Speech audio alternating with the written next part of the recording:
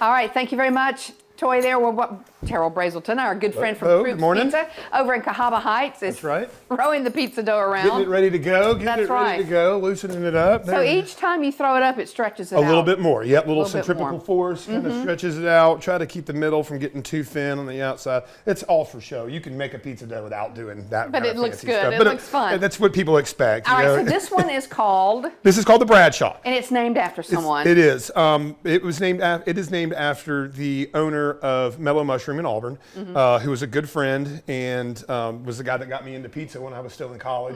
He passed away not too long ago, and so we decided that we would honor him. This is in his honor, and it's the Supreme Pizzas, and that he was kind of the guy. He was like the mayor of Auburn, so that's kind of where we got it. The Supreme Pizza has a little bit of everything. It has a little bit of everything. Yeah, we've got 4 meats and 4 veggies on this one. All right, now what kind of sauce, if you're making this at home, what do you start with? Marinara. I start with carrots, celery, and onions. Okay. And brown them in the pot with garlic, and then add canned tomatoes, crushed tomatoes, whole tomatoes, whatever you've got on hand, and then cook it down for about 3 hours till it gets nice and thick. But if you just wanted to buy a jar of it, you would buy a marinara. You would buy a marinara. Okay. That's exactly right. That's exactly right. I think a lot of us think about pizza sauce. Right, pizza sauce, but marinara they're interchangeable. Similar. Okay. Yeah, I think pizza sauce probably has a little bit more sugar in it than marinara does. Okay. Yeah. All right, so we're going to start with our house-made sausage. And we've got some fennel in there. So you would just cook off some sausage that you got. Right. What we like to do, because of how quickly the pizza cooks, is pre-cook the toppings so that you're just reheating them. Okay. There will be places in New York that pull sausage and put it on the pizza raw and let it cook in the oven as well. But we find that it's a little safer for us to do it this way. That way we're not touching raw and then cooked food. So like you said, you're really warming it up, cooking the dough, melting the cheese. That's exactly right. That's exactly right. So here we got our bacon, crumbled bacon. And now, do you like to use a regular bacon, a savory, or a sweet bacon? We use just a regular bacon, applewood smoked bacon. Yeah. And then we're going to put our cheese in. So we're going to put that on the bottom so that bacon doesn't get too burned or too crispy. We'll put that on the bottom. That'll cover it with our cheese here.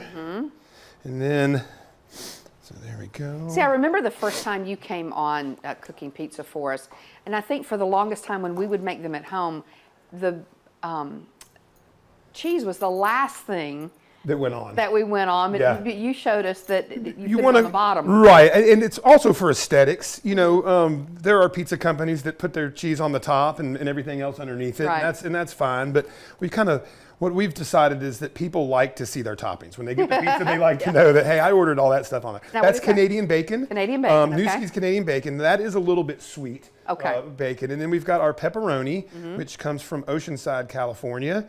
And so that's our meats. That's a healthy pepperoni. That's a healthy pepperoni. Those are our 4 meats. And then we're going to come with our vegetables to try to make you feel better about eating pizza, right? You've got the mushrooms. Well, it does. And so the mushrooms are raw. Mushrooms are raw. Okay.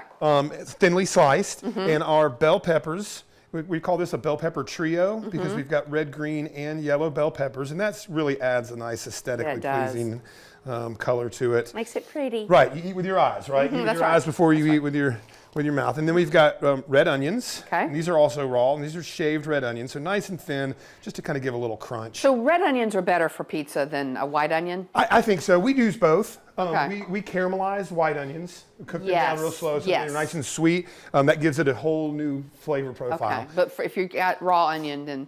Raw onion, you probably want red. I mean, if you have white won't be, it's not bad. All right. And then we've got our Kalamata olives.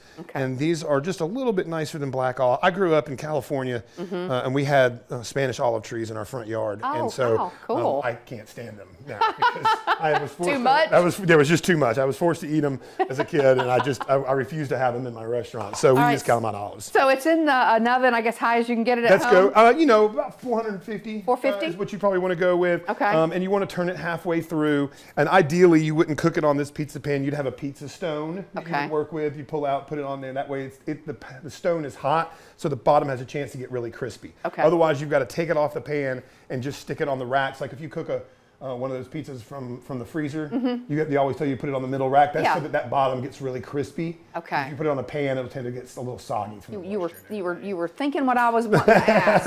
Okay. I can see the wheels.